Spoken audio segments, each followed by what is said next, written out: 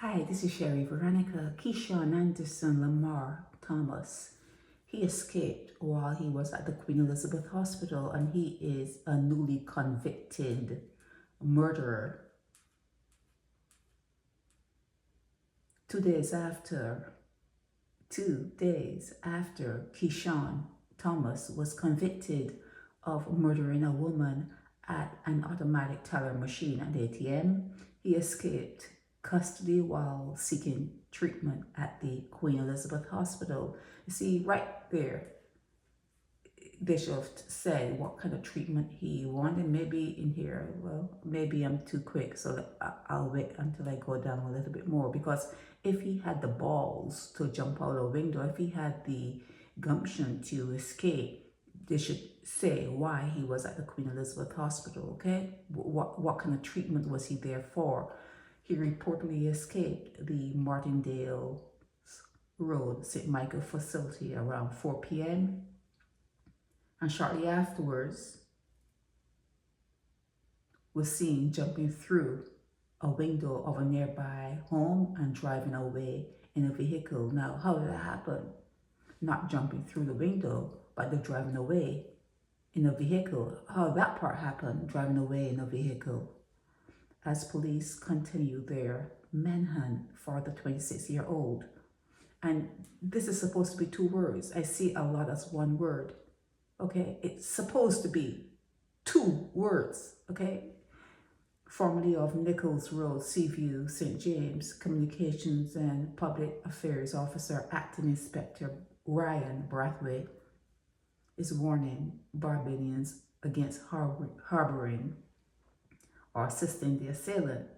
Okay, they're warning Barbadians against harboring or assisting the assailant, as though they think automatically, it's like an automatic thought that if Barbadians know that an escaped murderer is on the loose, they're going to help him? Is that the thought you got when you read through this, that they are warning people not to hide it, not to feed them, not to hide them on the bed, instead of saying, you know, be careful with him because he could be armed and dangerous? They're not saying that. They're not saying that. Not here, they didn't say. They're saying to you, he's a murderer. He escaped from custody. Please don't have no babies from him. Don't let him in your house to fertilize no eggs. It's a crazy statement.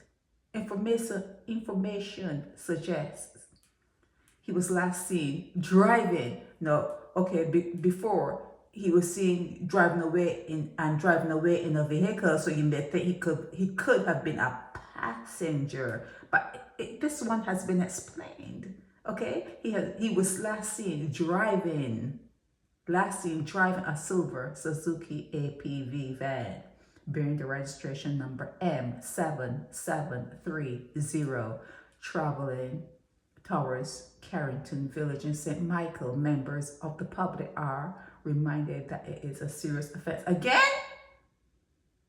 Again? You said it here. You already said it here. Okay? And you say it here again? So you love criminals that much that they have to say it twice, 3 times, or 4 times? Huh? They have to knock on your door how many times to tell you don't harbor criminals? They have to say it again? They're reminded that it's a serious offense. I thought they were going to say they're reminded this guy is dangerous. Okay. So Thomas, who is known by aliases Pappy and Paps, or Tom, he's about 6 feet tall, dark complexion and medium build. At the time, he was wearing blue pants and he was bareback. So yeah, running from the hospital, blue pants, bareback, yeah, that's a red flag right there, okay? In 2017, so 2017, that was about 8 years ago. He is 26 years old, so he was 18 years old when he killed someone that was old enough to be his grandmother. He killed someone that was old enough to be his grandmother, okay? So in 2017, Thomas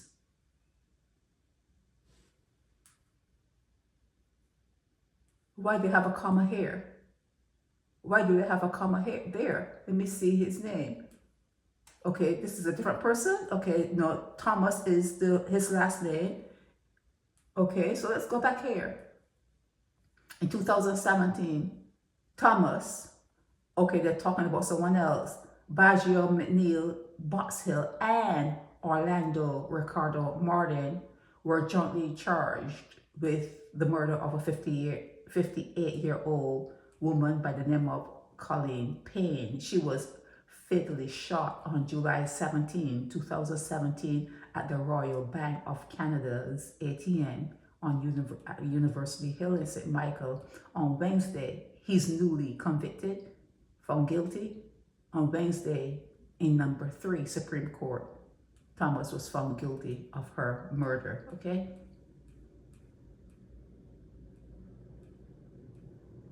Okay, here they are talking about, you know, how he ran through the car park and that kind of stuff. But where did he get the car? Was it planned? Who was with him? Who was guarding him? Who was guarding Thomas? Was it a setup? Was it a plan for him to just escape? And what colors do you wear when you're a prisoner in Barbados?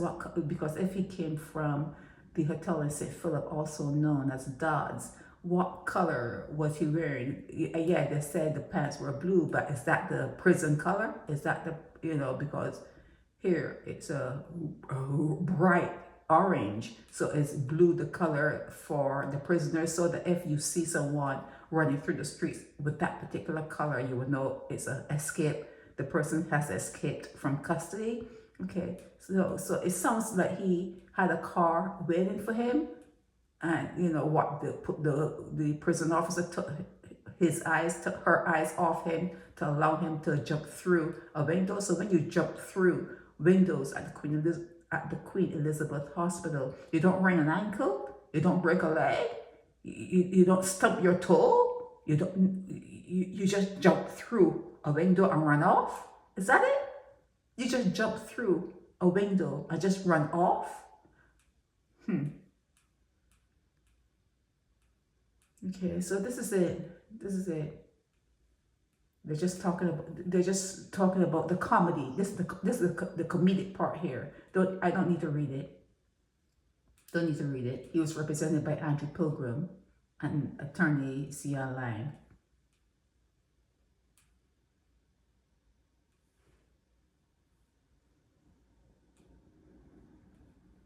Wait a minute here. He remanded the convicted murderer who had been on bail during the trial to Dodds until July 4, okay? He remanded the convicted murderer who had been on bail during the trial to Dodds until, okay, so he was found guilty. Okay, I got it. He was found guilty, but then they have to wait to see the sentencing part. What has not happened yet. Okay, you have to, you know, maybe it's aware, but yeah. He has to wait to see how long he's going to be serving behind bars, and then they deduct the time that he was on remand, and you know how good a boy he was, and you know whatever else that they look at. But now that he's added an escape. You know, that's something that, you know, it does not bode well for him. Okay, it does not bode well for him at all. It's crazy.